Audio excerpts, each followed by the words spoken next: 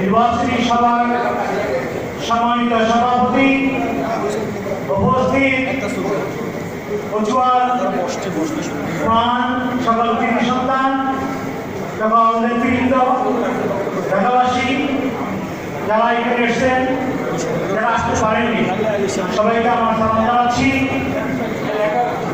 আমার নাম বাবুল চৌধুরী, আমি যুক্তরাষ্ট্র থাকি, আমেরিকা থেকে। শুধু মিলনের নির্বাচনী ক্যাম্পেইনে আপনাদের সাথে শক্তি সঞ্চয় করার জন্য আমি গতকালকে আমেরিকা থেকে এসেছি। আমি দেখেছি এবং জানি আপনারা বহুদিন ধরে মিলনের কর্মকাণ্ড চালিয়ে যাচ্ছেন।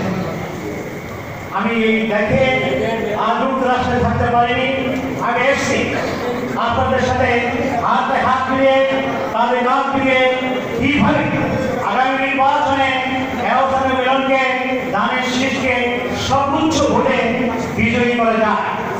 আমরা আশা করি, বিশ্বাস করি ডক্টর মিলনের সম্পর্কে আমি কিছু বলতে চাচ্ছি না, শুধু দুটি কথা বলতে চাই।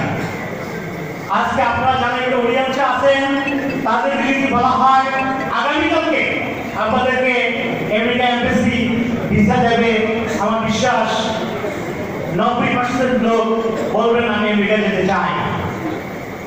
কিন্তু সেই আলোচনার বিধান যুক্তরাষ্ট্রে নাগরিকত্ব নিয়ে সিটিজেনশিপ জমা দিয়ে ফিরে এসেছেন কচুয়ার রাজনীতি করতে, সাধারণ মানুষের পাশে সেবা করতে।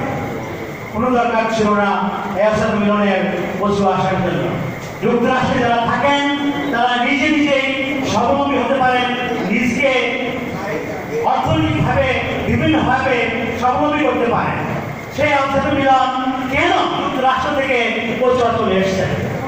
কিন্তু যখন প্রথম মিটিং করি আমরা যুক্তরাষ্ট্রে, আমি বলেছিলাম মিলন ভাই আপনি কচুয়া যাবেন, কচুয়াতে অনেক ব্যক্তিবৃন্দ আছে বিএনপি। উনি বলেছিলেন বাবুল আমি যাব, আমি কচুয়া সেবা করব। তিনি সেই সেবাই করেছেন, 2-3 বার নির্বাচিত এমপি আপনারা করেছেন, মন্ত্রী হয়েছেন। আমি আপনাদের কাছে কৃতজ্ঞ।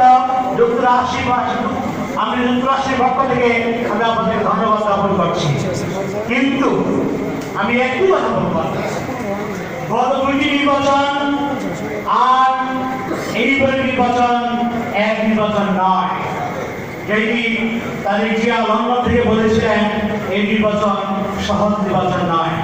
এই নির্বাচনটি যারা একটু চৌকস, যারা একটু রাজনীতিবিদ, যারা বুদ্ধি রাখেন, নির্বাচনী কৌশল বুঝেন, তারা কিছু ধারণ করতে পারছেন এইবার আমাদের যে বিপক্ষ একটি দল যারা মিথ্যার সাগরে বেশি আছে, তারা মানুষকে সেই জান্নাতের কথা বলে আমাদের কচুয়াবাসীকে নয়, পুরো বাংলাদেশের সব কোমলমতি মা বোনদেরকে ভুল বুঝিয়ে ভোট দেওয়ার চেষ্টা করছেন।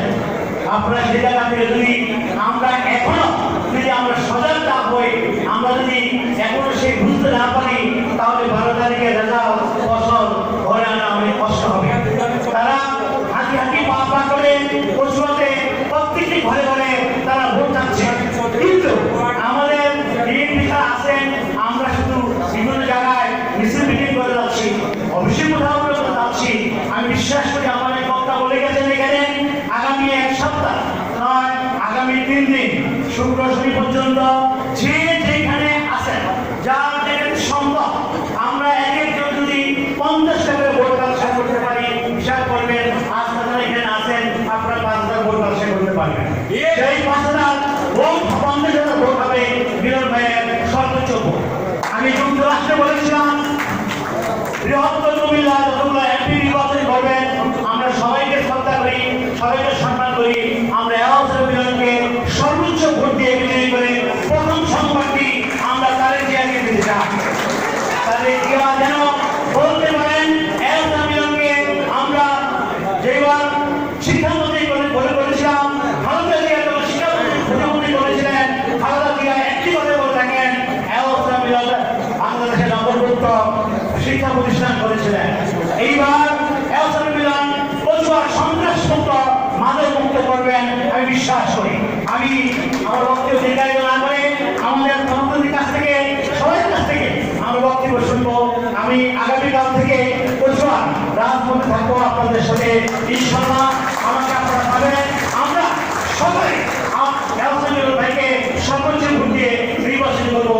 আপনাদের সকলকে অনেক অনেক ধন্যবাদ। এখন বক্তব্য রাখার জন্য অনুরোধ করছি মত বিনিময় সভায় বিশিষ্ট রাজনীতিবিদ জাতীয় প্রেস ক্লাব কাজী নজরুল ইসলাম জনাব রুহুল আমিন চৌধুরী সাহেবকে বক্তব্য রাখার জন্য অনুরোধ করছি।